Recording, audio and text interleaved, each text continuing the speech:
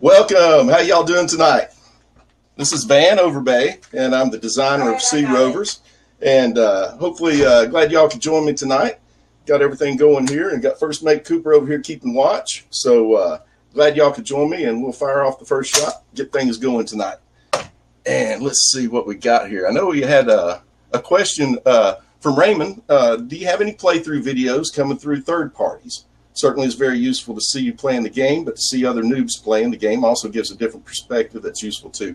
And I totally agree. And I've got games going out Monday, FedEx, and we've got Unfiltered Gamer, Pirates Parlay, also Undead Viking, and Logan Chops. So I've got 4 going out, and hopefully we'll get, it's kind of like sending a note out in a bottle, but hopefully we'll get some good response from that. So I'm going to put that question up there and put, yes, we do. Well, I'm not sure how to type it in there, but let's see. All right.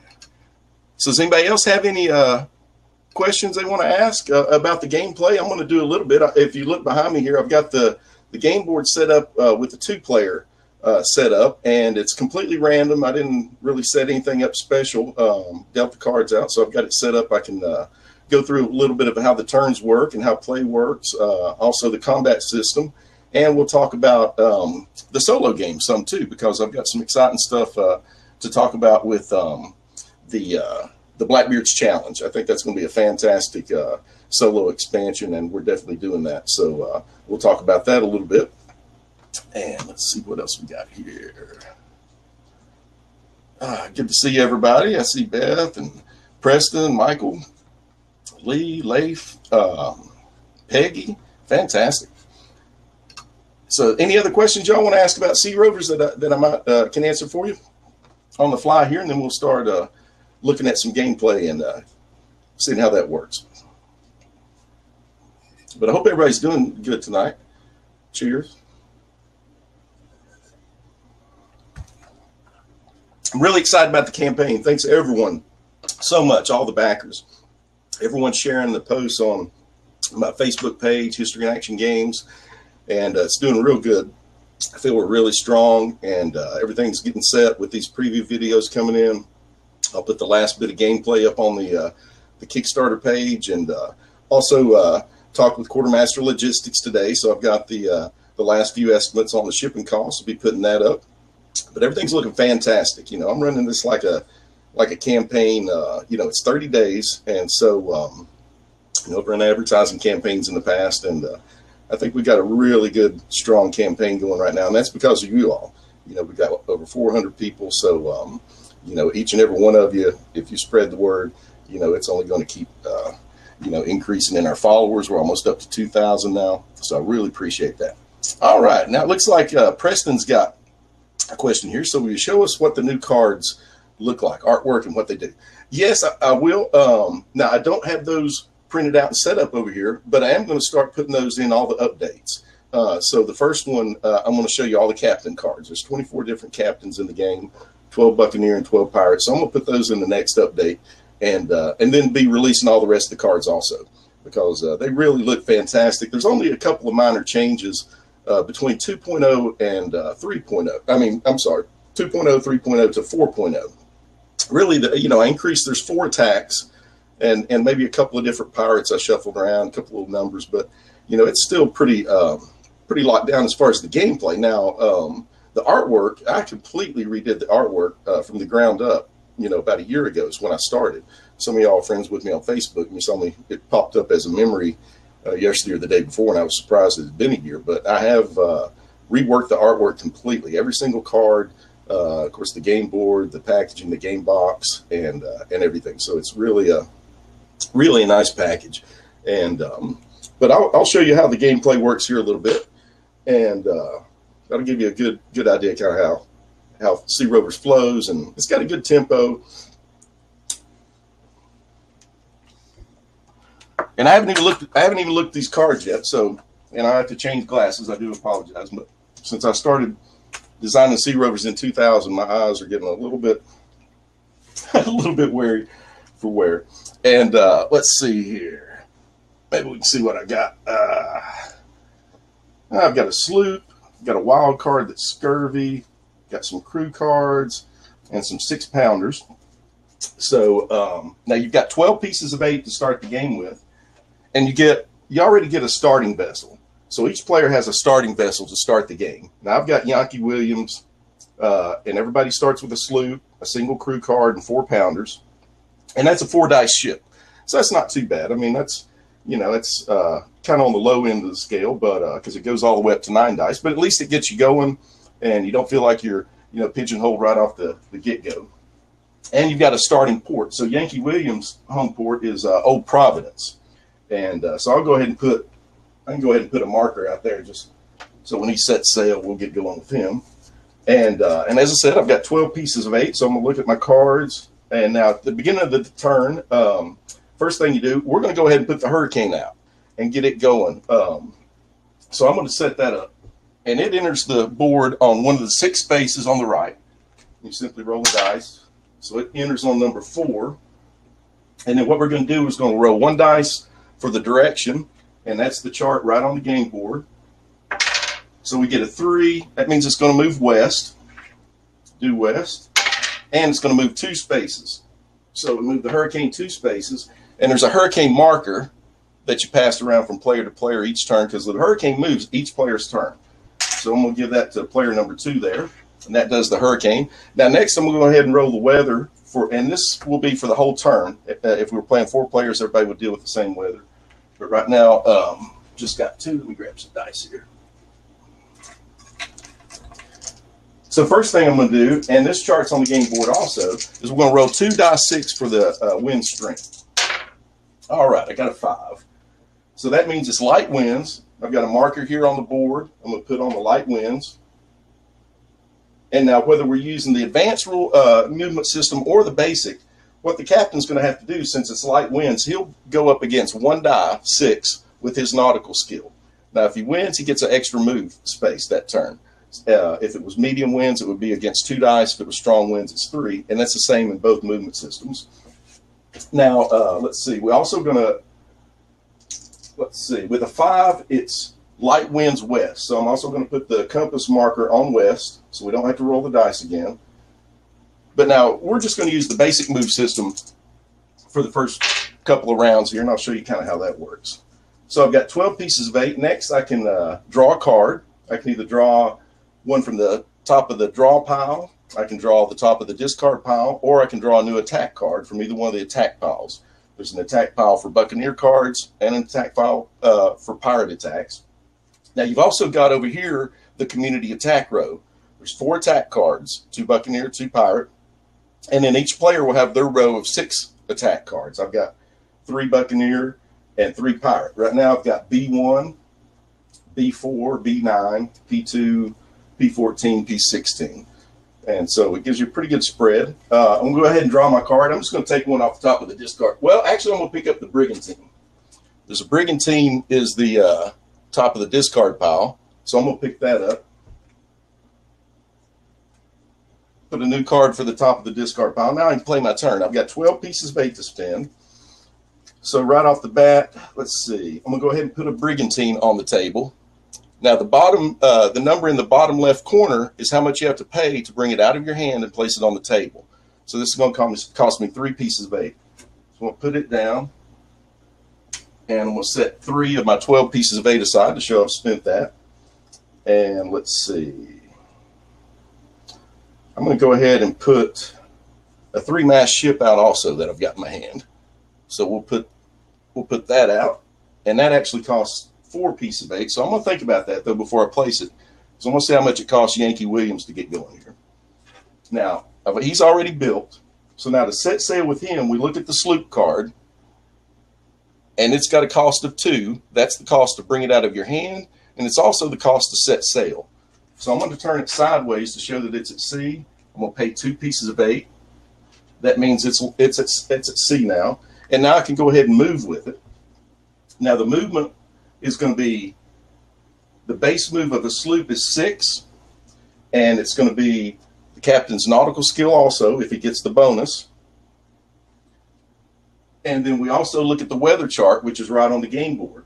So with a sloop and calm winds, it's going to be -2. So we're going to get it 6. And let's roll the captain's nautical skill. Yankee Williams has got a 2, so he's versus 1. So he needs to beat the 1 die with his 2. Now he didn't. So we got a 6 on the black. Yankee Williams got a 2 and a 1, so he doesn't get the bonus. So his base moves 6 minus 2. So he can move 4 spaces.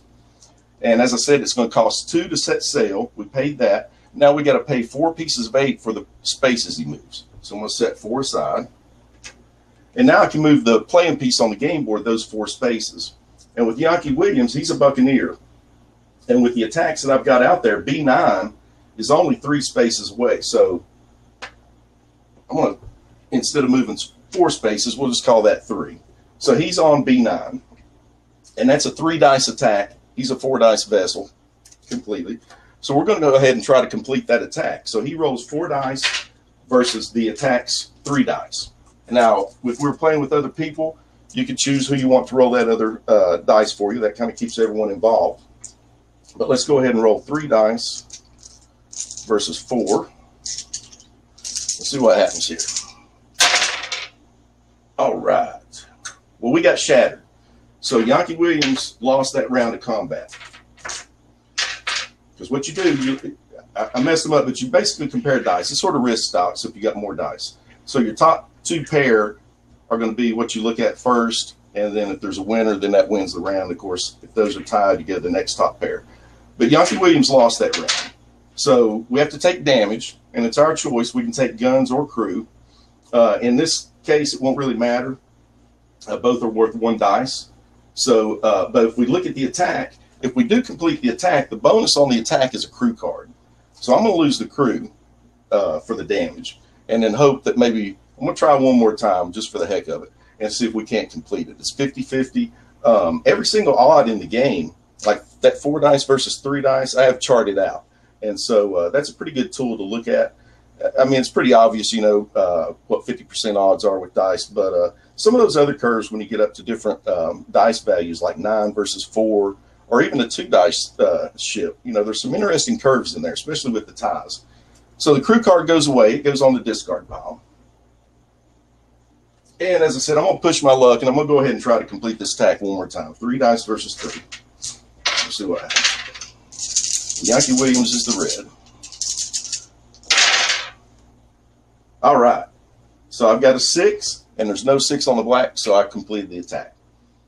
Fantastic. Now, in that case, we look at the attack card. It's got, let's see. Oh, I'm sorry with the camera. 3 pieces of 8 and a crew card. All right, so I get 3 pieces of 8 that go on board my ship for completing the attack. I'll get those out for it. And those go on board the vessel. And now a sloop can hold up to 6. So he's got a little room for a little bit more. But we'll put 3 on there. Then the attack card goes on the bottom of the attack pile. Or I'm sorry, the attack discard pile. So we'll put that down. Hold on just a second. All right. So let's see. We'll get the attack. Put that on the bottom of the pile. And we get a new attack card. Put that down. And we got B15 for the other attack. Now, we look at my pieces of 8. I've still got 4 pieces of 8 left for this turn. So I can still spend those. And we were talking about putting a 3-mast ship down. And it costs 4. So my last 4 pieces of 8, I'm going to put the 3-mast ship down. So I'm through with my piece of 8. I can't really do anything else for this turn. Wild cards cost money to spend. So now I need to discard. So I'm going to discard one of these crew cards. And then I'm going to refill my hand to 8 cards. I've got 6, so I get to draw 2 cards. All right. That completes player 1's turn. And now one other thing you do, when you have a ship at sea, you got these little markers. And each one's a different pirate flag. Each player gets a different one. So I'm going to put this number 1 on my cards to show that that represents the number 1 vessel on the game board for my player. Now we'll come over here to this player 2. Now, first thing right off the bat, we've got the hurricane out there. So they have to roll for the hurricane movement. go ahead and do that. The first roll, again, is the direction. We got a 3, so it's moving west again. And it's going to move 4 spaces. And now we give the hurricane marker to the other player. All right. And take a look at these cards. As I said, I haven't looked at these yet, so we'll see what all we've got here. We've got a Haven, a couple of Instants. We got Rock the Brazilian, a Sloop, some 6-pounders, some 8-pounders. And for this player, start player, we have Calico Jack Rackham. And again, it's a 4-dice vessel. We've got Calico Jack and a Sloop. We got 12 pieces of 8 to spin. But first things first, let's go ahead and draw a card. I'll just draw one from the top of the draw pile. Now, I do have the option to draw the top of the discard pile. So the previous player discarded the Buccaneer Crew. We'll double check, make sure I don't want that. Actually, I think I do, because I've got in my hand, I've got another Buccaneer, I've got a Sloop, I've got guns. So I've got a whole ship if I go ahead and take his crew card. Now, vessel cards considered to have basically a basic crew and basic guns. You know, so you can go to sea with just a captain and a vessel, but it's much better to have the crew and the extra guns on it, especially for the firepower, depending on what the guns are. So with 12 pieces of 8, we'll go ahead and get going here. I'm going to set sail with Calico Jack Rackham. That's going to cost me 2 with the Sloop. So I'll spend 2 pieces of 8. And now we're dealing with the same wind as before. And with the basic system, there is wind in each hemisphere, you know, in north of the Tropic of Cancer and south. Now, I just went ahead and did it for the south. I haven't done it for the north yet. But we'll go ahead and do that. Nobody's up there, but let's go ahead and put that in place. So we're going to roll 2 dice for the strength of the wind. All right. And we get an 8. So it's going to be medium winds west, north of the Tropic of Cancer. So I'm going to set that up on the compass and the wind track here. And that means captains are going to have to go up against 2 dice for the nautical skill north of the Tropic of Cancer.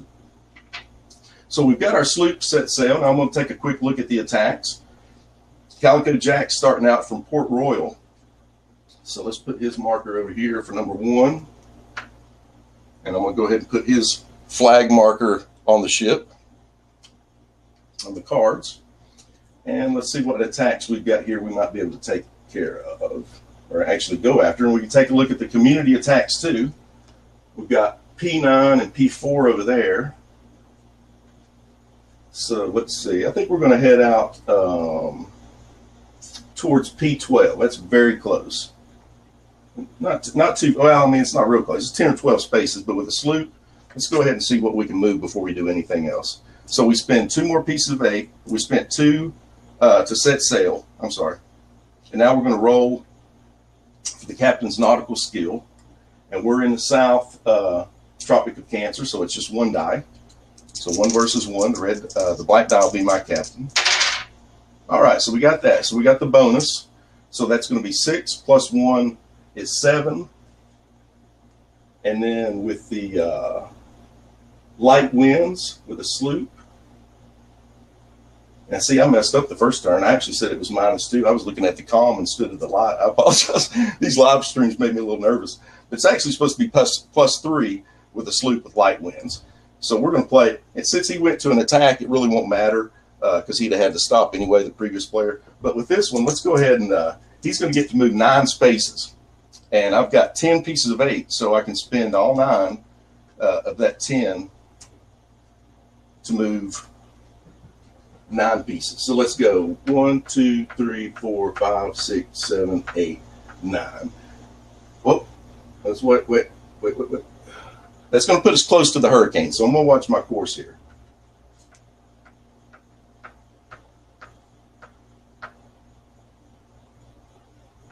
All right. Now I'm kind of close to the hurricane, but there's a chance that it could come up towards me, but I'm going to risk it a little bit and see if I can't get over here where this attack is. Now I've got 1 piece of 8 left for him for this turn. And so let's see what we can do here. With 1 piece of 8, I can put a captain on the board. So I'm going to put Rock the Brazilian out. All right. Now we discard. And let's see. I'm going to discard, it's a hard choice sometimes. I'll go ahead and discard the 6-pounders. And then I'm going to draw, let's see, 1 card to refill my hand to 8. All right. Now that finishes that turn for that player. And I'm going to take a look at the questions here and see what I can answer for you and take a little break. Does the wind direction matter? Is there a special marker for the wind direction besides the compass? Now the wind direction, it only matters if you're using the advanced system, but it does, because you have to use, you'll have a chart. So based on the wind direction and the direction that you're moving your vessel, you've got a cross-reference chart. Now this will also be on what's called a Volvel if we hit the stretch goal. That's like a calculator wheel. But it's not that complex. You cross-reference the wind direction with your course direction, and it gives you a modifier. +1, +2, +3, something like that. So, so with the advanced system, it does add that to it. The movement becomes a little bit more involved because each time you turn a direction, it costs a movement point. So you're actually using movement points with the advanced system. And with the basic system, you can just move whatever number of spaces that your movement value is. So that's how that works. And let's see. So any other questions right off the bat? Anybody wants to ask me about it? Kind of see how the basic gameplay works. We'll do a move using the advanced system next, and I'll kind of show you how that works. And then you can get a feel for the way the wind and weather. Now, one thing previously, that player, the first player I played, he completed an attack. So he's going to get a gold doubloon. Now, the pieces of 8 went on board the ship. But now the gold doubloon, you get that immediately, and that's a victory point. Now, if you look at the older rules, it was a little different. But in the newer ones, every gold doubloon is worth 2 pieces of 8. You get 1 for completing an attack. Now, if you use the historical captain, you'll see the coordinates running down the side of a captain's card. Now, if he completes one of those attacks, he gains an extra gold doubloon. So he gets 2 pieces of 8. I'm sorry, 2 victory points for that extra gold doubloon. And that's a pretty good bonus. I mean, you're going to get 4 right off the bat there. And a lot of times that'll play into the strategy. You'll find, you're trying to connect up those historical captains with historical attacks, because that's really the prime way to victory, more so than trying to attack another player's vessel or something. You don't see that too often unless somebody's really trying to make a point of it or something. It can happen more often with the community attack row. You got 2 players maybe going after the same attack or something. But it's not real beneficial. If you do attack another player, I mean, you can get their pieces of 8, but it's not a direct line to victory to play the game that way. So let's see here. Got any more questions I could answer for you about it? All right, Preston. You can have up to 3 ships. So you can have 3 ships on the game board, and you basically got 3 slots on the table in front of you that you can build 3 ships. Now you have to start with either a captain card or a vessel card on the table first. If you put a captain card, you can put anything on top of him except guns. The guns can't go on the table until a ship is on the table. But you can put a captain out, a crew out, and do it like that. You can start with a ship, put guns, then put the crew and captain last. But that's the way you assemble the vessel. And each card you have to pay the cost in the lower left hand to bring it out of your hand and put it on the table. And then each vessel has its cost. That same cost is what it costs to set sail with it. And then each space you move costs 1 piece of 8. So there's a little bit of planning. You might think you're going to do something, but take a second look and make sure you can cover, your main objectives before you spend things. Okay, do you have to be in port to launch a ship or upgrade your ship?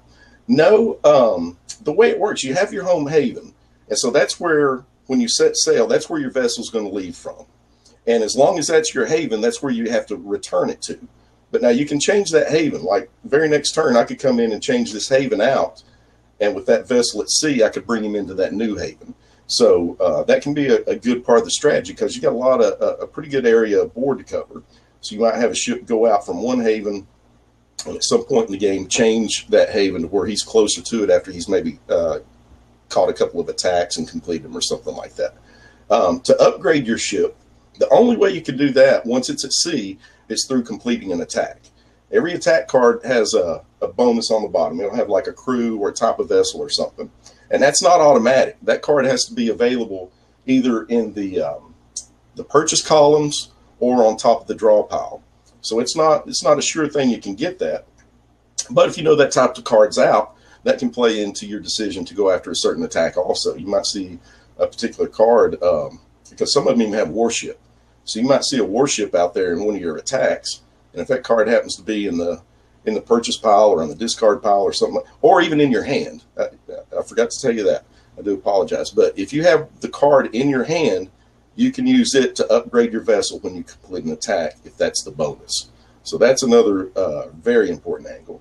And back to the warship, same thing. So if you at some point you've got that vessel out at sea and it's a sloop or a brigantine, you've got an attack that has a warship as the bonus, you can go after that attack. If you complete it, then you can upgrade that ship with the card in your hand. So that's the way that works. But that is the only time you can upgrade the vessels once they're at sea, is by completing attacks with them. Once a vessel comes back to port with its pieces of 8, it goes away. Every piece goes on the discard pile. So each vessel is a one use as far as out to sea.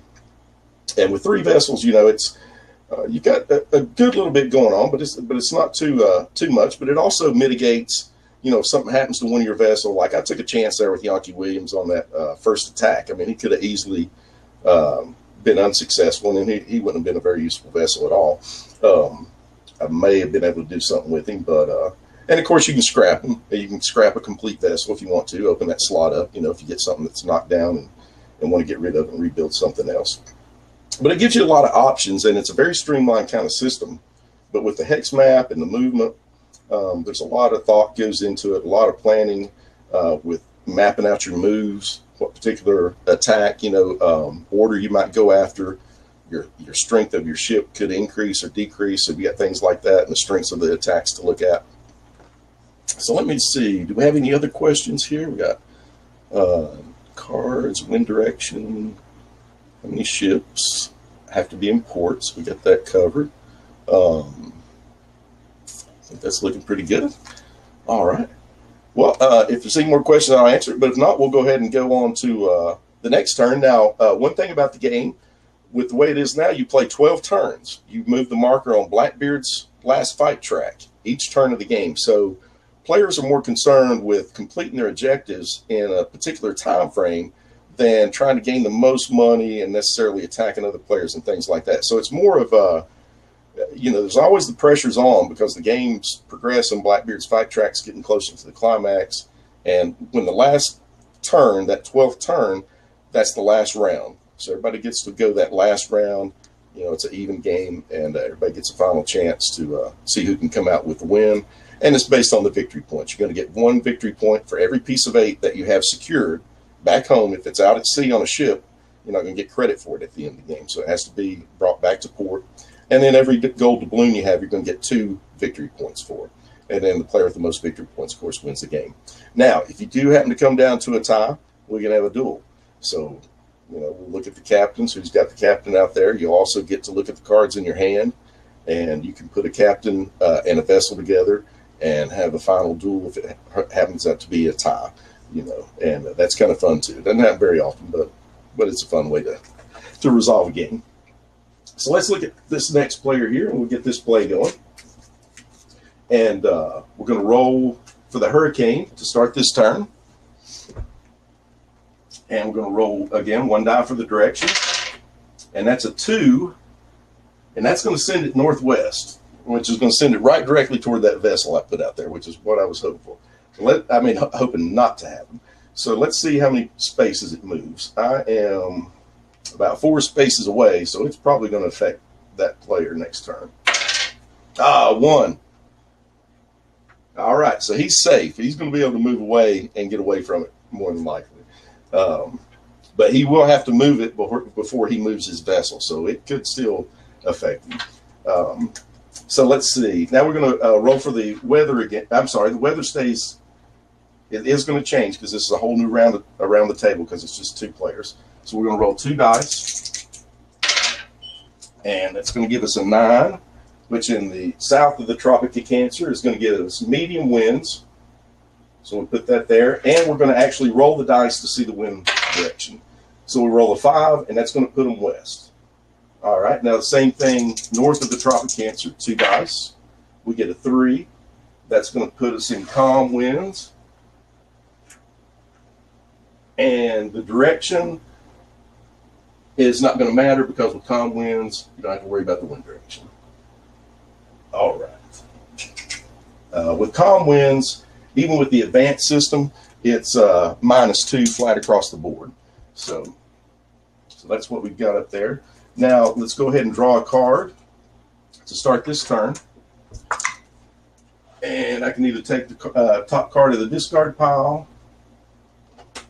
which the last player discarded 6-pounders. I'm going to go ahead and take that because I don't have any pirate guns in my hand. So I'm going to have to take that. I've got 2 ships on the table. And let's take a look at Yankee Williams here because he's the guy out at sea. So I'm going to move him first. I'm going to bring my pieces of 8 back. I've got 12 to spend this turn again. All right. And we're going to head him towards, let's see, change my glasses here. We're going to head him out towards B4. That's about 1, 2, 3. That's about 5 spaces away. So he should be able to make that. Let's check the wind. It's medium winds. And it's west. So I said we'd take a look at the advanced system. And I'm just going to do it for this move so y'all can kind of see how it works. First, we're going to check his nautical skill. So it's medium winds. It's versus 2 die. He's a 2 dice captain with nautical skill. So it's 2 versus 2. He's red. All right, we got the nautical skill bonus. So that's going to give us +1. The vessel's base move 6. Now we're going to look at the wind direction and my course direction. Now you have to declare your course direction, and this will be put on your captain's logbook. And then at the end of your turn, you know, it's also important that your vessel remains in the same facing because you have to deal with the wind each turn. So I'm actually heading northwest towards attack B4, and the wind's blowing west. So I cross-reference the chart here, and we've got medium winds. So let's see. I'm going to look at medium winds. My course direction's northwest. Wind direction's west. I get +2. So I've got +2, 6 for the base move, and then +1 for the nautical skill. So I get to move 9 if I've got that many pieces of 8 to spend. Well, so just so happens I do. And 1, 2, 3, 4, 5, 6 is going to get me to the attack. So that's all I have to move. So I'm going to spend 6 pieces of 8. And now I'm on B4. And that's only a 2 dice attack. That's Calamity off Cuba. Still not one of his, historic attacks, but it's an attack we can go after and put a couple more pieces of 8 on the ship. So let's go for that. It's 2 dice. He's a 4 dice vessel complete. So let's do it again. All right, so we got that attack. I got 2 6s. The attack got a 4 and a 1. So we complete that attack. That's got a bonus of 3 pieces of 8 and a brigantine, if there's a brigantine I want to upgrade my vessel with. Let's see. Put that here. Put a new attack card out. And now I've already got 3 on my vessel, so 3 more is going to be perfect. Because that's all a sloop can hold. So he's going to be full up with 6 pieces of 8. So next turn, I really need to get him back to port and get that piece of 8 secured. All right, so he's loaded up. Now I've still got 6 pieces of 8 to spend this turn. So let's look at our cards, and I'm going to assemble one of these other vessels here. So I'm going to bring George Lowther out and some 6-pounders and put it on that brigantine. And that's going to cost me, let's see, 2 pieces of 8 for each of those. So that's 4. And that's going to leave me 2 pieces of 8 to spend. Let's see. I've got a sloop I could bring out, but I don't have a slot for it. So now you can pay 2 pieces of 8 to discard an extra card. And I'm kind of loaded up. I've got 3 Buccaneer crew cards that I'm holding on to right now. So I'm going to go ahead and discard an extra one for that last 2 pieces of 8. And go ahead and discard 2 cards this turn. And then I refill my hand with 3 cards. 1, 2, 3. All right, and that completes that player's turn. We'll spin back around here.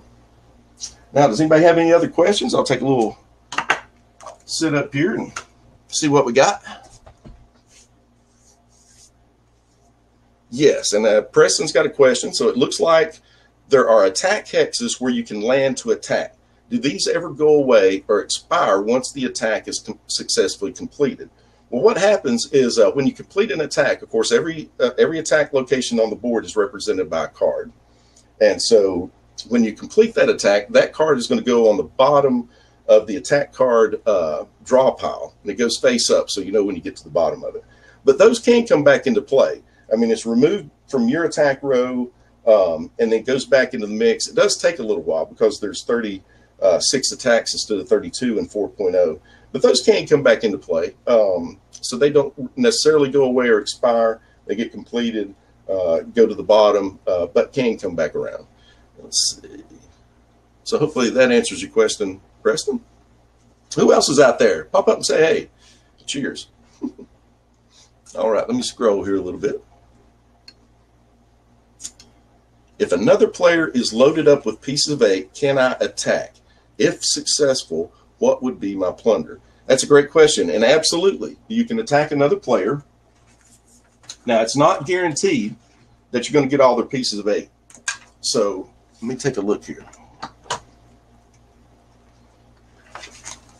And what happens, I've actually got a little narrative here I'm going to read to you in the rule book. Make sure we've got any other questions. All right. Let's see.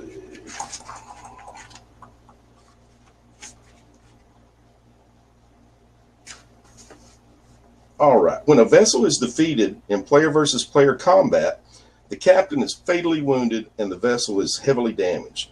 Both will soon be on their way to Davy Jones' locker. As a result, the victor can quickly search and loot the defeated vessel's booty, if any, before it plunges into the sea. Now, to determine how much booty is found, the victor rolls 1 die. The result is the maximum number of pieces of 8 that is plundered. You cannot take more booty from a vessel than is aboard, and no cards can be taken from a defeated vessel. After the vessel is looted, both the captain and vessel card are placed on the discard pile, and the playing piece representing the vessel is removed from the game board. Any booty aboard the vessel that was not plundered is returned to the treasury. So that's the way it works. You know, it's not a surefire thing if you attack another player. That, I mean, obviously you can defeat them, but you're not necessarily going to get all the pieces of 8. You know, we've got that set up, you know, so that can't be an instant, you know, runaway type of thing. It's somebody can just go out there destroying vessels and, you know, be a bully like that. But you do get a chance to get some of their plunder. It's 1 die 6 up to what they've got. So that's the way that works, Preston. I appreciate the question. Let's see. And I got my, let's see here. Got my Dump Stat T coaster. Didn't wear my t-shirt tonight, Doug, but it's in the dirty clothes, but I certainly appreciate it. Love you guys' show and everything. I love to watch it.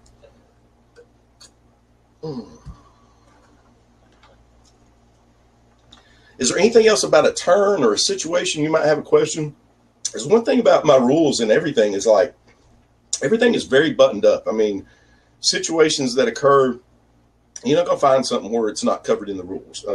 The game board has spaces on land that have white dots. And so a hurricane, just as in real life, can move over certain land masses, small islands, things like that. You know, everything's buttoned up tight. And there's a very good table of contents in the rules. So if you've got any question about a particular aspect, such as that I was looking up right there, vessel defeats or player versus player combat, you'd instantly find that very easily in the table of contents and be able to look it up in the rule book.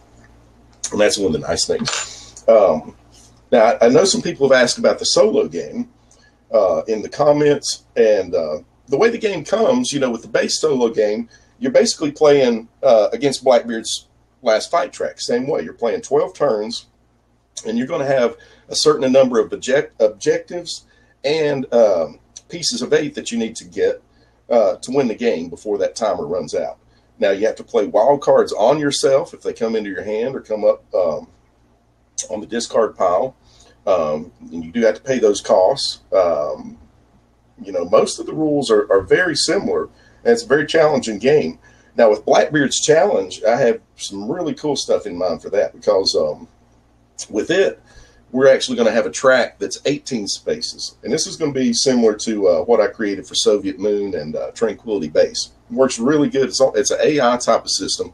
You'll have 12 cards that go in the main deck. So when you're playing the game, and with Blackbeard's challenge, what I'm thinking about doing is having it set up. We'll split the deck. We'll have you only playing with the pirate stuff. You know, we'll take the Buccaneer stuff out. There's 5 attacks that are historical Blackbeard attacks. And so you'll start off with a starting vessel. You won't have Blackbeard. You won't have Queen Anne's Revenge unless you luck out and get it, you know, in your hand on the draw. But it will be in the deck. And so you can get to that point, and more than likely it'll happen during the game that you'll get Blackbeard or a component of it. So what you're going to do is go out and you're going to it's going to be a race to complete Blackbeard's actual attacks. We may have it set up where you start with Blackbeard. Maybe we'll put him on a sloop or something, you know. But, you know, it'll be a very cool game. And with the 12 AI cards, the way those work is you're actually going to have markers that represent these events or attacks, certain things that happened in Blackbeard's career. And depending on what you complete and what cards come up, that's going to affect the last fight track. And as I said, it's going to be 18 spaces. So let's say you complete, you know, the blockade of Charleston. And if you do that before that card comes up, then you're going to put the marker on the track. And what that marker is going to do is it's going to lock a level. And that's going to keep Blackbeard from being able to permanently lock that place so that he can move backwards. Because as the game progresses, some of these cards you pull up, let's say we pull a card comes up that's one of the Blackbeard's challenge cards. And it's like, you know, let's say it's the Blackbeard's blockade of Charleston. Well, if that comes up before you've completed it, it might have on it Blackbeard moves back 3 spaces. So it's a bonus to Blackbeard. So he's actually going to move backwards on the track. Then if you've actually completed it first, you'll be able to put a marker down that will prevent him from moving backwards at certain spaces. And that'll be sectioned out. It's kind of hard to explain it, but I will release and show some of this stuff during the campaign. I've got some of it sketched out, but I've got a very good mind's eye of the way to work because I've designed a system like this before. And I think it'll be very cool. I like it to be challenging. I'm a fan of the old Dungeon Quest by Games Workshop. It said right in the rules from it that there was like about a 15% chance of success. So don't expect it to be easy. I'm a very good player because I know this game, and it's hard for me. So that's what I like in a good game, especially a solitaire game. So that's what we've got coming up for that. So let's see. Any more questions I can answer for you, or what would y'all like to see next? We can sit here and chat a little bit. I could do a little bit more of a game. I'll show you kind of how a wild card and things like that work. They're definitely part of the game. I've tried to keep them from being something that's overpowered. It becomes something that you can play tactically or strategically later in the game. It's something you might want to hang on to a particular wild card. Wild cards have a cost, so anytime you play one, you know, if you've got things you can do to complete objectives and you're trying to decide whether to spend 8 pieces of 8 to play a wild card or spend 8 pieces of 8 to go complete an attack, I'd probably go complete an attack. But if you're in a situation where maybe, you know, you've completed an attack, you're farther in the game, you have extra pieces of 8, that's when the wild cards tend to get played more is later in the game. And that's something the way I designed it to be. So they don't get played much in the beginning because of the cost. They do get played a little bit more later. But it really adds a fun mix to the game. It's all historical. You've got the history cards that can be bonuses, and then the instant cards too. There's a few of those. Those can be powerful, and that's something you want to hang on to. One of them will negate any instant card. One will negate any wild card. So those are great cards too. The ratios are set up pretty neat. There's about 8 instants, 10 wilds, 8 instants, 8 history cards. So all of it's worked out and works very well with 2 all the way up to 4 players. And then, of course, with the solitaire game also, it's set up very well. So I'm going to take another peek at the questions here. Let's see. How many pieces of 8 and how many doubloons come with the game? And that's Preston's question. There are going to be 120 pieces of 8, and that gives you enough to cover everybody for the game. That's 30 a piece. Then there's going to be, I've been bouncing between 36 and 46 gold doubloons. 36 is enough. The only reason I'm thinking about 46 is just the way it lays out on the print sheets. But with Blackbeard's challenge, and I'm positive we're going to be doing that, some of those spaces on that punch board are going to be taken with the markers. So more than likely, you're going to have 36 gold doubloons, and then you're going to have a set of 10 markers also for the Blackbeard's challenge solo game that are going to be included. But with 36 gold doubloons, that's about right. That covers everybody. I don't think I will definitely make sure it's not going to be a situation, because I can't stand a game where you run out. You know, you play it normally and you don't have enough piece of 8 or gold balloons go around. So that's not going to happen. So it's going to be somewhere between 36, 46 gold balloons, depending on the way the press sheets lay out.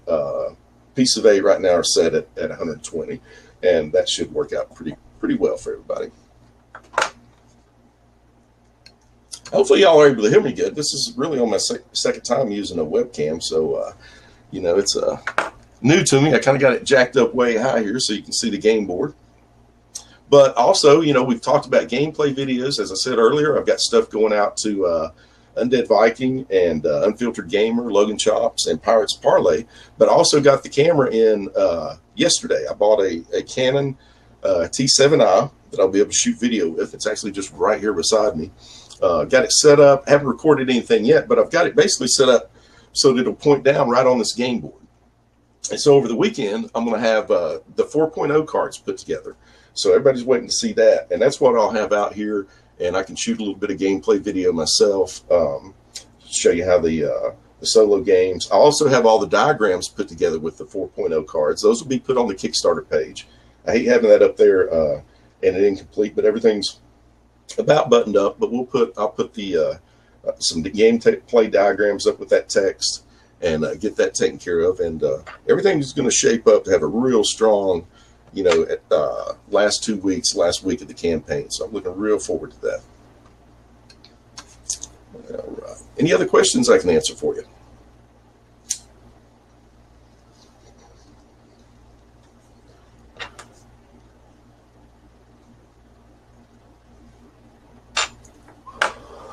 I certainly appreciate everyone's confidence.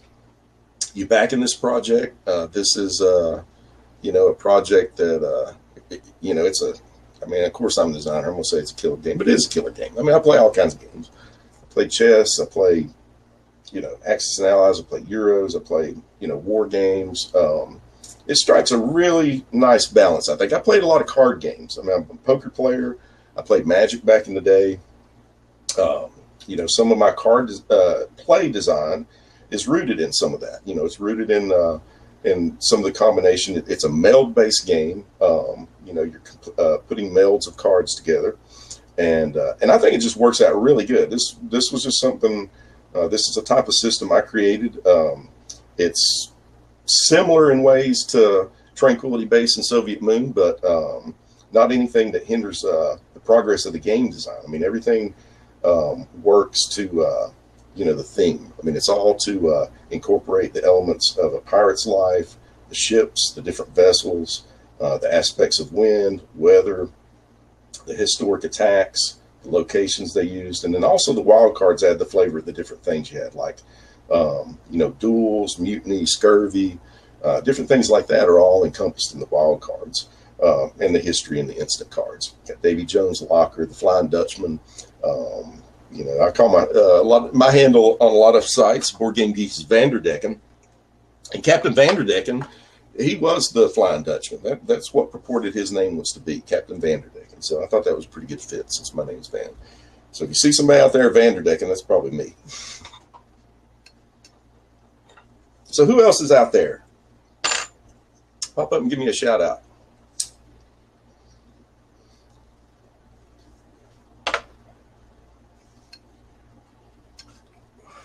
okay, let's see. I'm sorry, I forgot to scroll there, Preston. Got you here. What is the initial setup like?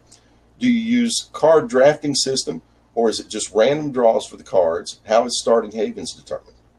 What you have 4 sets of starting vessels, and they're all marked with a, I'm going to pull them up here.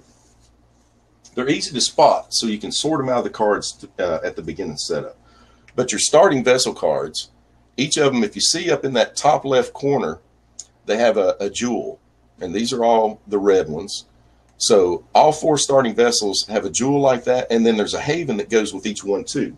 And it gives everyone a pretty good fair shot. The havens match up with the captains, and also with the attacks that are available. So like Steve Bonnet, he'll start with Haven H1, which is up near a few of his attacks. So everybody has a pretty level playing field starting the game. Your locations, you're kind of spread out across the board. So that helps to eliminate some of that early conflict. And with the initial setup, it is random to a certain extent. You shuffle. Each player gets a hand of 8 cards. You deal the purchase. In 4.0, it's actually a purchase row instead of a column, but you'll put the purchase row out there. You've got 3 cards to select from. So, there's enough options that you don't feel pigeonholed by the card draw. You got enough things going on that a good player can find their way around, figure out what attacks, what ships to put together, and can make a very good plan based on what's available. So it's a good setup. It provides a lot of different gameplay. Every game's different. Having Blackbeard with Queen Anne's Revenge, or Henry Morgan with the HMS Oxford, and putting together, combinations like that is something that happens infrequently. It happens enough to be exciting, but it keeps you coming back to play more. Every time I play, it's like, I can't wait to see if I can't put Blackbeard together with Queen Anne's Revenge, go out there and kick some butt. You've got Calico Jack Rackham. If you put him together with, that's the only time you can have 2 crew cards on a vessel. You can have Anne Bonny and Mary Read on the same vessel with Calico Jack Rackham. So that gives him a little bit of an advantage. That can be a powerful vessel out there. There's about 6 captains that are pretty strong. You've got 4 that are the premium strong captains. They all 3 have 3, overall strength dice that they add to a vessel. And that's Blackbeard, Bartholomew Roberts, Christopher Mings, and Henry Morgan. So that's your top 4 captains. That's kind of like your ace of spades, or all your aces in the deck. It's pretty nice to get one of those, and especially if you can get him paired up with his historic vessel. Be pretty powerful. But again, it mitigates one person being a runaway leader by the fact that you can only use that vessel one time out at sea. Once it comes back to a haven to secure that booty, then it's going to go away, and possibly somebody else get it during the game. So that's a pretty good way it works out. One of the great things, this game, I started mailing it out to people in 2005, and that was version 1.0. And between 1.0 and 2.0, I think I made about 60 what I call limited edition copies, and that was completely full-built games. You didn't have to do anything. It came out of the box and you could play it. Now, I also sold anywhere from 60 to 100 of what I was calling Rapid Pro game kits. And it came in a CD case, and it was a CD. And it also came with a little box that had all the pieces of 8, all the markers you needed, had some plastic playing pieces, and had all the card sleeves. So all you had to do to put the game together was print out the game board, print out the cards, cut them out, put them in the card sleeves, and you had a full game. And I sold those for $20 a piece. Excuse me. And I think I sold about 60 to 100 of those. But the great thing about that was I've constantly gotten feedback over the years. I started getting feedback, of course, from those as soon as they went out in 2005. And many of those people are part of the campaign still. You'll see them talking about it or asking things. Some of them have 1.0, some of them have 2.0. But it's been a lot of great feedback. The game was already pretty solid, but, lots of little issues, maybe the runaway leader or something like that, or feeling like you're pigeonholed by the cards. All those things are stuff that I've addressed, in the later iterations of the game. 3.0 buttoned up most of that. 4.0 is mainly a major artwork redo. You've got the 4 additional attacks that really round out the game. The addition of the community attack row, which again just makes it feel like, you know, you've got the whole world open to you. I mean, you don't feel pigeonholed by what's available. You feel there's, you know, there's several choices you can make, several different ways you could go about trying to, you know, complete attacks, what you might want to go for. I think you might want to change a haven. A lot of choices to make. I mean, it's really fresh every game. So take a look at the the questions here again. All right. So anything else I can answer for you? What would you like to see next? Is there any particular aspect of the game I can bring up or show you exactly how it works? Certainly appreciate y'all watching. Looks like we've got 26 people out there. That's fantastic. Really appreciate you spending your Friday night here with me. I'm in Kingsport, Tennessee. I don't know if you've ever been through the upper east part of Tennessee yet, but that's part of the Tri-Cities. It's Kingsport, Bristol, Johnson City. It's a pretty neat place. You ever heard of Copperhead Road? Famous song. It's not far from here. Famous for moonshine.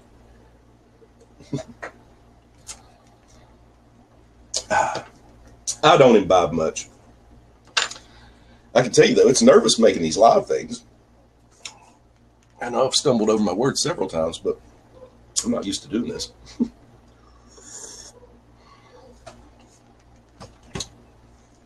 I hope I'm answering your questions, though, and you know, really, it's pretty cool. One of the things I like about the 4.0 is I put almost every, you know, all the charts that you need for the wind, the weather, the hurricane, the basic mover on the game board.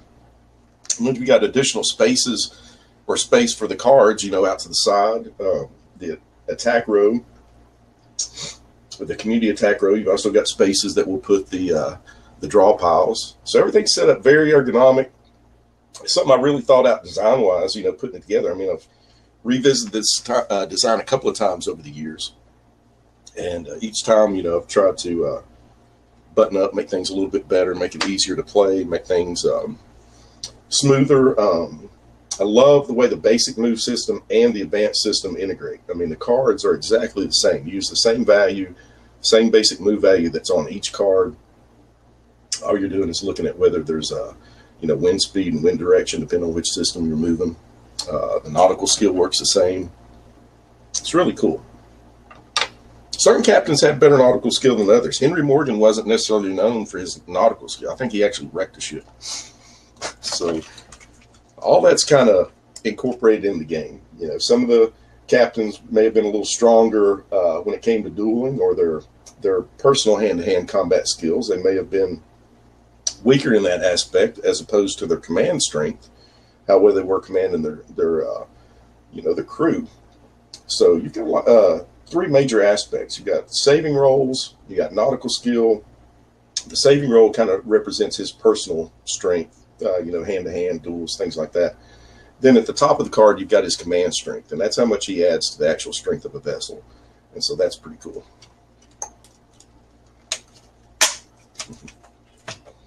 All right. So let's see. What else we got? Now, people have asked about expansions. We've talked about, you know, whether we can add new attacks to the game, maybe put stickers. All that's, you know, I've ran all that through my head. I mean, it would be very easy to set the game up like that. And it is. I mean, one of the major areas of pirate attacks that happened was the Gold Coast of Africa. You got some of the same pirates. Hal Davis was much more active on the Gold Coast than he was in the Caribbean. Now, he's in my game, and he did participate in some of the Caribbean activities. But the Gold Coast, that's where you've got people like Billy One Hand, you know, the Flying Dragon, Captain Kidd. You know, there's a lot of different things happen with the Gold Coast pirates. And so that's a cool aspect that I could easily see doing an expansion. If you're familiar with the old Blackbeard by Avalon Hill, it had a sectional board that had the Gold Coast, and then you also had the Caribbean. And then you just had transfer spaces. So I could see something like that easily being set up where this game could be expanded with additional attacks for the Gold Coast and Pirates and the game board. And somebody even talked about additional players too. So that would definitely be, it wouldn't be, you know, it would be pretty much a given. I mean, the game would be increased in size. That would be perfect to add up to 6 players with it working like that. So that's something that can easily be done.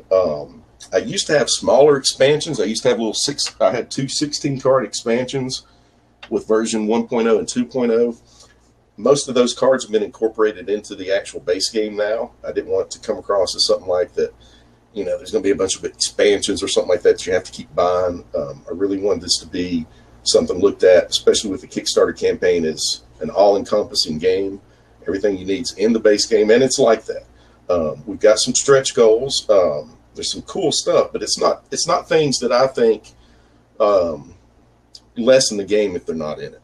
You know, the game as the base game as it is just you know, it's a well-rounded, has everything you need, very comprehensive. The game manual not only of course covers the gameplay, but it has a very rich history section, the history behind the cards, and that's about in the booklet I'm going to design, it's probably about 20 pages.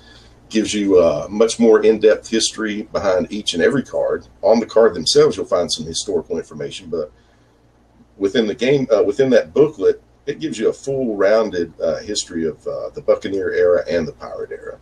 Also gives you a timeline of things that were going on, other parts of the world, such as the birth of George Washington in 1730, happened in Virginia, just, you know, a decade or so after the death of Blackbeard. So a lot of things were going on at that time. The Salem witch trials tie into the history of pirates. Sam Bellamy, the pirates up north in that area, many of those were visited by, let me think of what the reverend name is, but the main guy that was pushing the Salem witch trials would come visit the pirates in jail, try to convert them and stuff. So that's a very interesting connection there. But all that history is kind of wrapped into the game. You know, it's in one place or another. If it's not on the cards or not part of the gameplay, if it's something related to the history of pirates, I've touched on it, and you'll probably find it in the game manual if nowhere else. Any other questions? Let's see. You have questions in the chat section too. Can you explain the difference between duels and shipping? How do duels come about besides the tiebreaker? Okay, let's see. I'll make sure I get everything here. Duels, the only duels in the game, in the basic way it plays, is the wild card. And I'd have to dig it out. But you do have a wild card that can be played. That's a duel, can be played on a captain. So he has to use his saving roll, defeat the duel on the wild card, or that particular captain goes away. Now the duels with, other than the wild card, what I thought, and I haven't put this in the rules yet, this is kind of part of the advanced rules. I have advanced rules with the weather gauge. So if you makes sense if you're using the weather, the wind direction. If you approach another vessel, you know, with the wind at your back, you're going to get a bonus. I'll have that charted out. But with the duels, let's say you come down to 2 captains and you destroy, you know, his crew and his guns. You've got the captain on board the vessel, and you know you're only going to get, as I said, like 1 die 6 of pieces of 8. So let's say you challenge that captain to a duel. You know, I'm going to tell the other player, hey, you know, I can go ahead and blow you out of the water, take 1 die 6, or let's do a duel. And if you do a duel, I'm going to let you have the option to take all the pieces of 8. So that's something the other person has to weigh. But if he wants to do a duel with you, you guys can agree to it. And then the captains go at it with their, basically their saving rolls. So if he's a 4 versus your 3 skull captain, you're going to roll 3 dice versus his dice. We'll probably have it set up to where you take damage by losing a die in the duel. So if it's a 4 die captain and a 3 die, let's say the 3 die captain wins the first round, then the 4 die captain is going to drop down to 3 dice. And so it'll be multiple rounds to resolve a duel. But I think that'd be very cool. Again, it's something to add to the gameplay, but if you want to play with that type of you know, rules in the game, I'm going to have it set up for that in the advanced rules. I think that's very cool. It works good in the game. It works good with the theme. It makes sense, so I'm all for that. Let's see.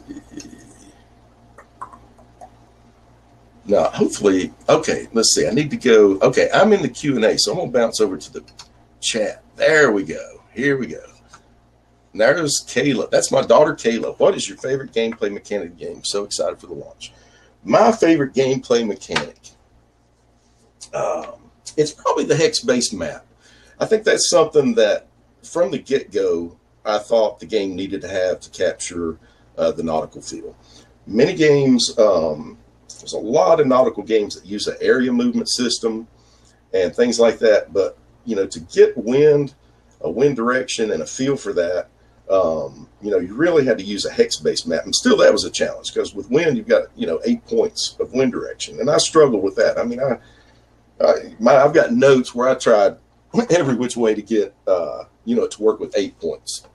But, you know, you can do something, but it's just, you know, it's not very streamlined. It's not very elegant, you know. And to me, you know, a hex map with 6 points of wind and the way I've got it set up on the charts, I think that works very good. I think it gives you a lot of flavor without, you know, getting too weighted down into, you know, just a bunch of rules that are going to slow the game up. Everything's to make, you know, an experience that makes sense, that makes it strategic, makes it tactically challenging, and makes it something that's replayable. I mean, I want something that every time you come back to, you're excited to pull it out again because you're excited to see what combinations, you know, how much better you're going to do this time, what attacks you're going to be able to go after, what kind of, you know, score you can rack up with pieces of bait. There's always something new, always exciting things going on, you know, winning by just one pip on the die, you know, sometimes it can make it very exciting. Oh, JW asked me where my hat pin. My hat pin's on my pirate hat. Let me get my pirate hat. It's actually Cooper's pirate hat. I don't think this one fits me, but this is Cooper's pirate hat. You got my Pirates Parlay button, and I got my Victory Condition Gaming. But this is Cooper's hat. He's in the bedroom right now. I'll have to bring him back out. But I certainly appreciate it, JW. You guys do some great stuff, and I've got my new button. The newest one is actually stuck on the back of my computer desk here. I really love that one. So let's see. And Raymond, let's see. Ramon, I believe that's how I pronounce it. I do apologize if I pronounce your name wrong. How to mitigate the randomness of the die roll. Okay, randomness is definitely part of dice. And I know there are going to be people that are turned off by dice, but I've really tried to use it in this system in a way that makes sense. The dice represent those aspects that are unpredictable in a pirate's life. So you can't predict how an attack will go. You can't predict, you know, how an attack against another vessel. So I use the dice system to represent that. Now, one of the things about it, though, is it's not just, you know, nilly-willy, you know, luck of the die. You know, I don't know what the odds are, whatever. I mean, all of this is very carefully planned out. I mean, I can tell you specifically every single probability involved with all these dice, all the way from 1 to 10 dice 6. And so it's very specifically charted out. It's based on giving you a range of different possibilities, different things that will happen. It keeps it fresh. It is something that some people consider random, but I consider it real. I mean, you know, it just makes it, it adds the unpredictability in a controlled way that me as a designer has put into the game. And I think it works well. So let me look back here. So let's see what we got. Where's the hat pin? How to mitigate the randomness of the die roll.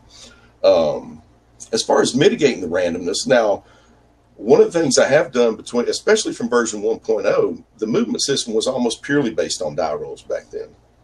You know, you roll like 2 die 6 and +1 or something for a sloop. So that's something I've really gone back and overhauled. So now, whether using the basic movement system or the advanced movement system, the dice are a very small factor. The only dice play in the movement now is the captain's nautical skill. And then that's only for a +1 bonus. So that's a nice way that I've mitigated dice as far as movement goes.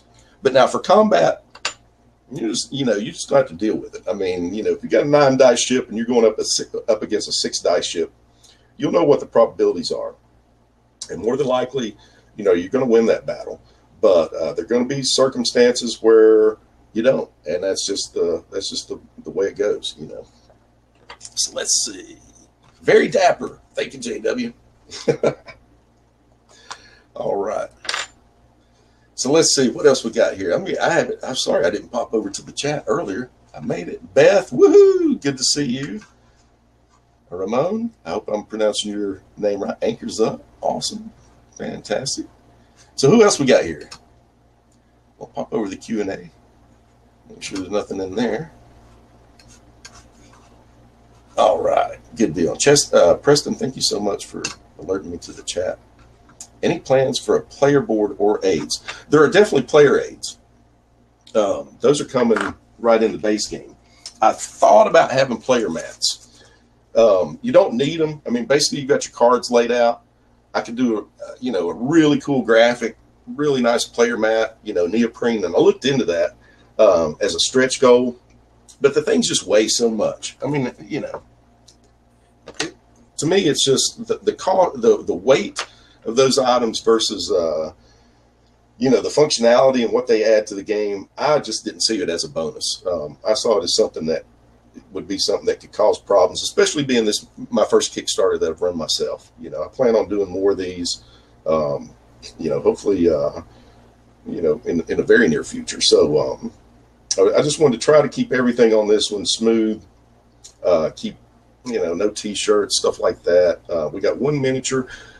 I think there's a good chance we still might make that. Blackbeard, the miniature is going to be great. The cool thing about it, it's just a marker for Blackbeard's last fight track. But when you think about thematically, and we're going to do Blackbeard's challenge, that solo game, that's a given. I've already set that up to where it's happening. That's going to be a great piece to have with that. So you're going to have Blackbeard's challenge with the 18 spaces, excuse me, and then the Blackbeard miniature if we make that. So that'll be really cool. And, I'm a person that likes to make things happen. If we don't reach that stretch goal, I can't just pop it in the game. But we might be able to set up something, the artwork's already done, the sculpt, everything. We may be able to set up something for an add-on. So if we reach a certain minimum order or something, that's what we did with, that's what Worthington did with Tranquility Base and Soviet Moon. We have actual metal lunar landers and a Soviet LK lunar lander in those games. And those were add-ons because we had enough, people that wanted to purchase it. So that, I don't want to get into that because that's kind of negative because we're going to hit that stretch goal.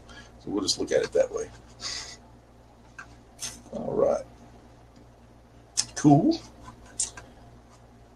And so anything else happening? What, any other questions you got for me on I'll show you some of the player aids. I mean, I'm very into making things simple so people can, get going right off the bat. So, and if you look at the Kickstarter page, I've actually got the player aids on there. You can see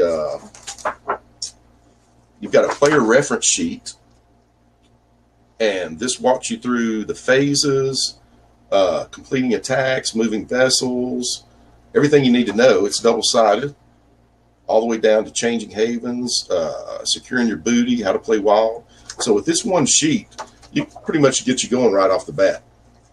Now, you've got the advanced movement system. It'll be in the rule book, but also have it set up on a separate player aid. There's actually 4 of these. Now, each player gets one.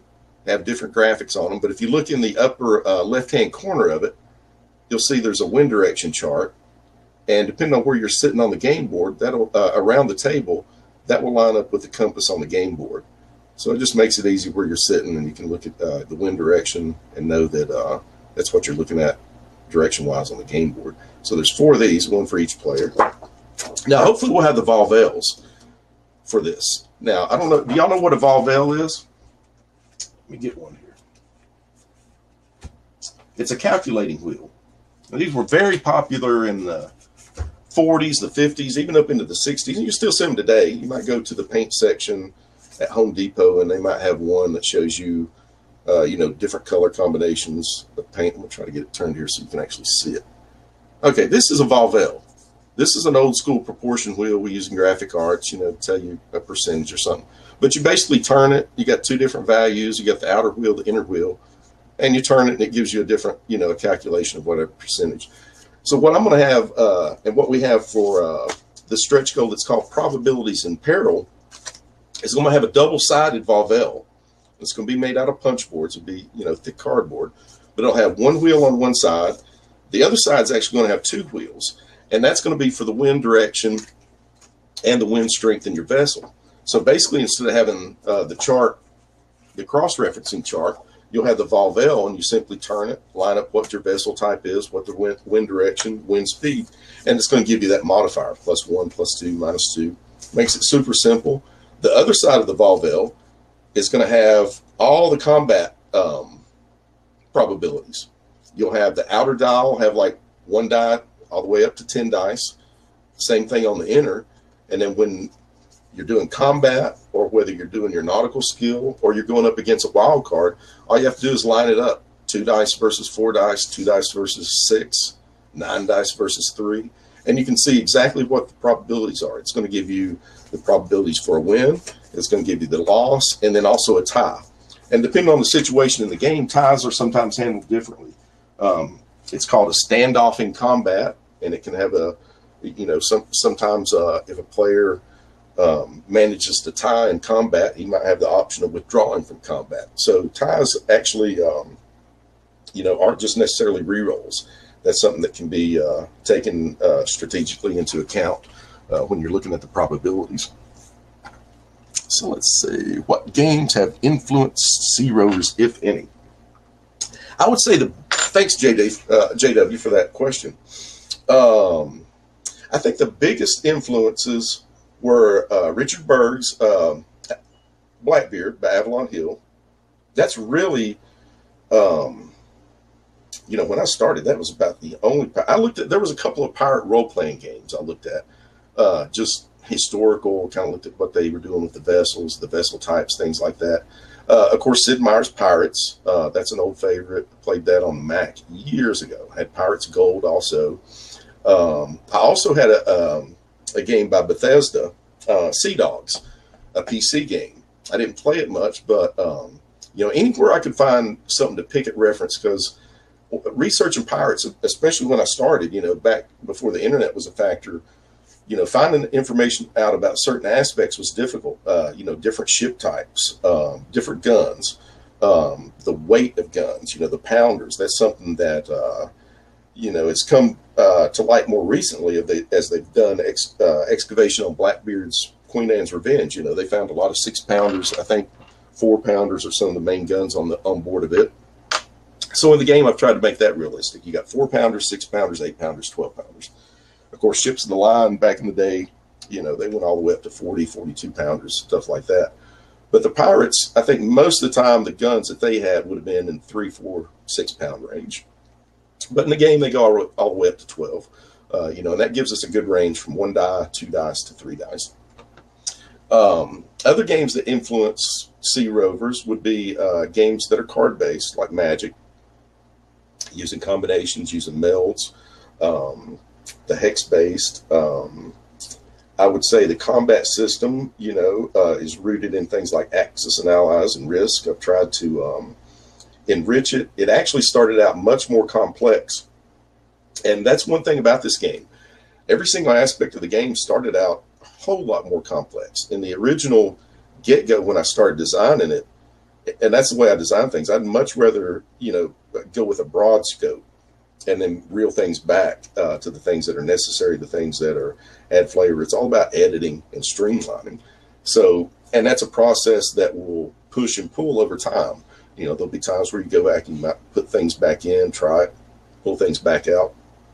But when I started, I had combat based on 3 different symbols. You had a cannonball, like a parchment map, and then cross swords. And the cross swords would have influenced hand-to-hand combat more, or if vessels were attacking each other, that would represent maybe boarding actions. The maps represented nautical actions. So let's say you were having a combat and you were rolling dice with 3 symbols. The nautical skill might overpower the cannon fire.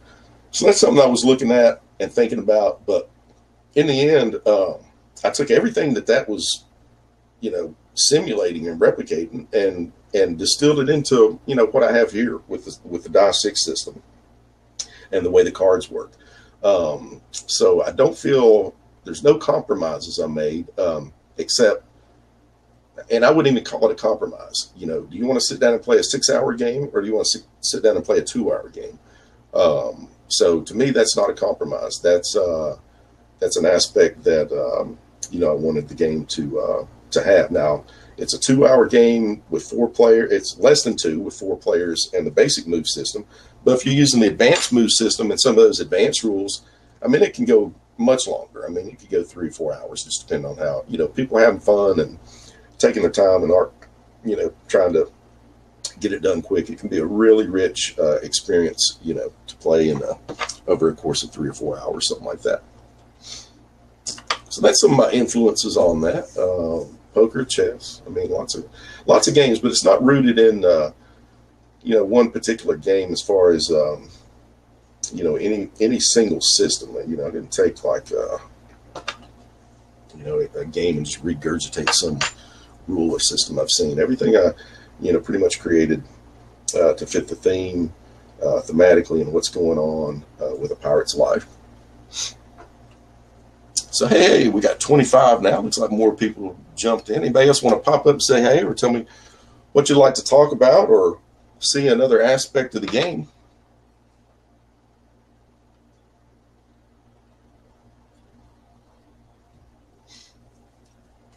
I really appreciate y'all spreading the word.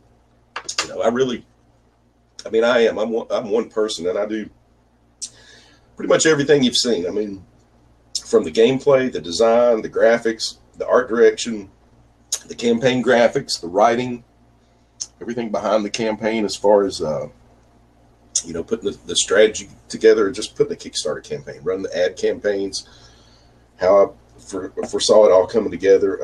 I really would have liked to have been a little further along. I wish I had my prototypes out.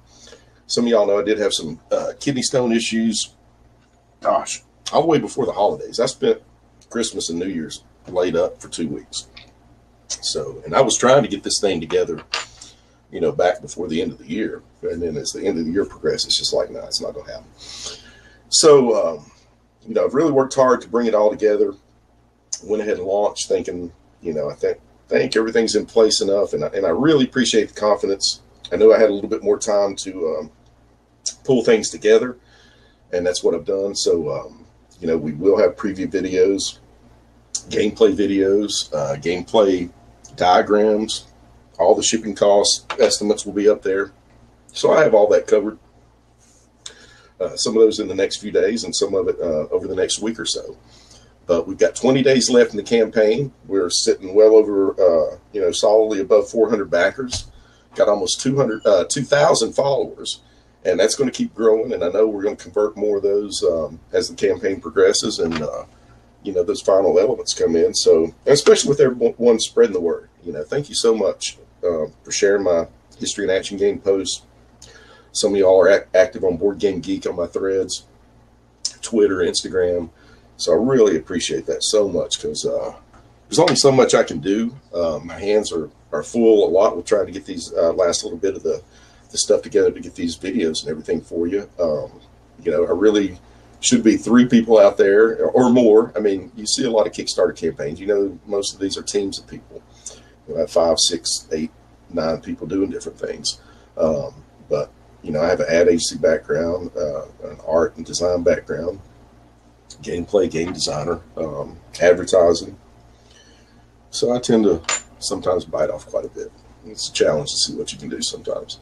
But it's going great, you know. And again, thanks to everyone. You know, I've tried to just have an open and honest campaign, realistic goals. You know, we haven't reached our funding goal yet, but that's because it's real. You know, I didn't put something out there, hey, let's do, you know, 10,000. We would have funded in day one. Woo! We put an ad up, funded day one. That's great. Well, that's not real, though. You know, we need to hit the numbers I've marked and put out there on the campaign. Everything's based on production numbers. It's based on the materials we're using. It's about quality, and it's about making a great game, and it's about trying to get it to go as smoothly as possible and to get it into your hands in a timely manner. You know, I really think we're on track from everything that I'm getting back, that we're going to make the the dates and everything that I've got in place. So that's my number one concern. You know, I want SeaRovers to be done right, and I want it to get into your hands and everybody to have fun with it. So that's what we're doing. And Preston's asked me about drinking moonshine with the Stones. I don't know, but I tell you what, you know, I don't know. The Stones are one thing. I have uric acid stones, so you know, I drink a lot of lemon juice and stuff to try to get them slowed down some. But it's just something I've had plagued over the years. I've had a couple of health problems, but the kidney stones, man, that's, if you've ever had them, I mean, I don't wish them on anybody. It's horrific. I mean, it's the most intense pain I've ever had. I about died a couple of times, not over kidney stones, but I mean, just in my health history. I had cancer 10 years ago. I've had some other major issues, but kidney stones kill you, man.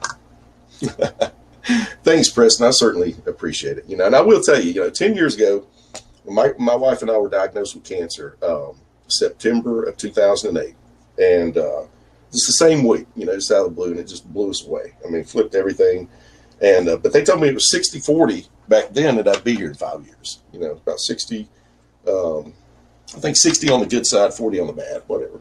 I don't care about that stuff, man. You know, I'm here. I'm cancer-free.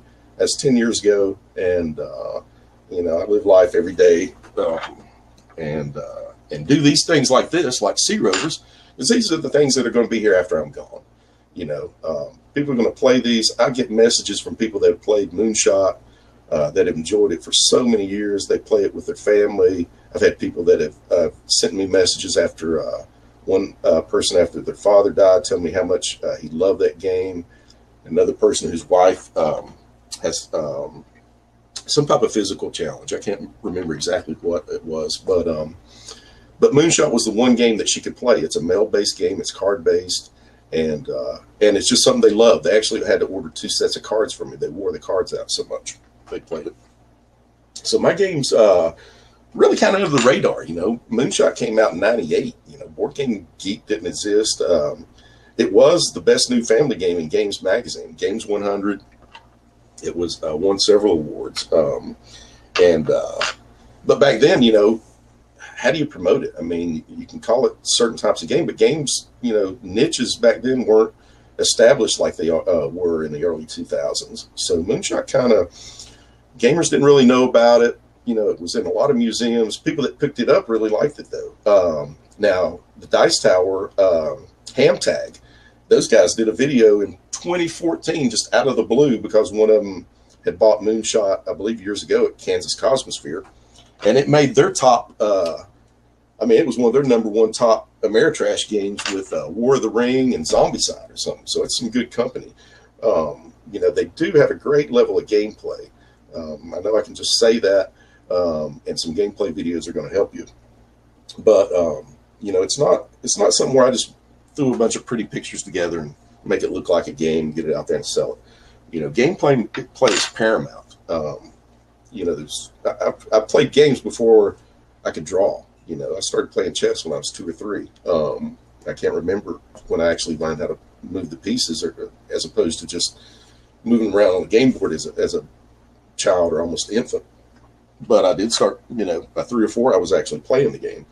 And chess teaches you a lot. It teaches you about thinking ahead. It teaches you how simplistic a game can be, but how deep strategically and tactically, working toward objectives, how to think ahead, looking at every single possibility that can happen, and trying to you know, put together some type of plan in those situations or cases. And I look at life like that. I mean, chess has taught me a ton. You know, anytime I'm dealing with something, I look at all the possibilities and look at, you know, what can be your reaction to those possibilities, what can happen in other situations. But my games are like that. I mean, they're deep, they're strategic. I like being able to play a game that skill matters, that the more you play, the more familiar with odds of the game, how card interactions work, thinking ahead, the types of moves you can put together. And so my games are like that. The more you play them, the more you're going to love them. I mean, that's the way they're designed to be. So usually I'm pretty successful in designing things the way I mean them to be. So anything else I can answer for you? Or show you about the game. Got a great talk here. We've been going about an hour and a half. I'm going to try to do these, you know, Kickstarter's retiring the live option, I think, on April the 8th. My campaign ends April 18th. And there's my wife popping up to say, "You rock, man." I appreciate it. My wonderful wife, Lee. And she's up here seeing me right now. She's actually helping a little bit. So we're good. You know, we're married, been married almost 25 years. Coming up on that. So we actually don't live, you know, in the same city right now. But we're working on getting that fixed up too. I'll tell you, man, 10 years ago when, you know, you find out both of you in the same week have cancer, it can really flip things around. And it's unpredictable, nothing you can do. My daughter, who's on the chat also, Kayla, she was just 12 at the time, and you know, I won't get into it much, but that's a very difficult thing, and I'm very glad to be on the other side of it. I really started focusing on the games. You know, I never let them go, but I really started focusing heavy on them about a year and a half ago. Worthington approached me and wanted to license, and we did Tranquility Base, and then on the fly, I designed Soviet Moon. And now I designed it from the get-go in about 2 months, and that's everything. I mean, that's from the ground up, the card design, the writing, the artwork, the gameplay, and I spent 2 solid weeks. And now I work 24, 36 hours straight, and usually sleep for 8 to 12, and then back at it. I spent 2 solid weeks just on the gameplay and play testing. A lot of times I'll set it up like this. Got my playtest partner Susan underneath here, lazy Susan. So we get a lot done sometimes. Now, anything else I can answer for you? I'm probably about to wrap it up here. We've been going quite a while.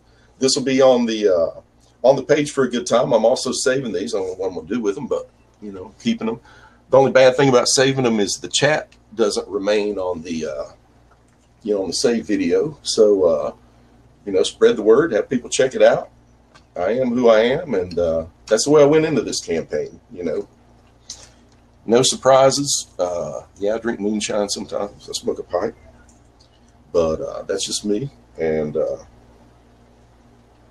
I'm a person that enjoys people. I like making friends, and that's one of the great things about this. You know, I even put that at the bottom of my page. I mean, I want all this to be successful, but you know, it's me getting out there and making connections with you, you having confidence, and of course it's about an awesome game.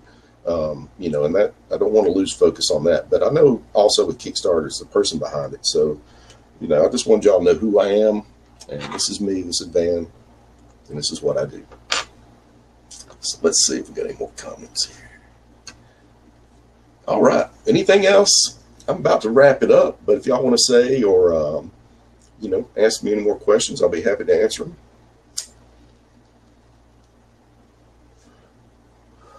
I hope I covered a good little bit of the gameplay, you know, and a couple of those little samples I did. The diagrams, and of course, we'll see what the previewers come back with. I think they're going to have fun with it because, you know, I don't do anything halfway, you know, and that slows me down sometimes, but I'm a perfectionist, and everything's pretty solid.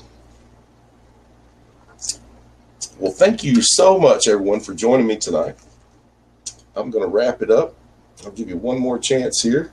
Thanks, Preston. Thanks so much for your questions and your support. I really appreciate it. Everyone else, JW, thank you so much. Man, y'all are great. Can't wait to get out to Vegas sometime to see you. The missus keeps trying to comment, but well, you tell her I said hey. And but everyone, thank you again so much. I hate to get off here. I'm going to sit here a minute, smoke my pipe, make sure nothing else comes in.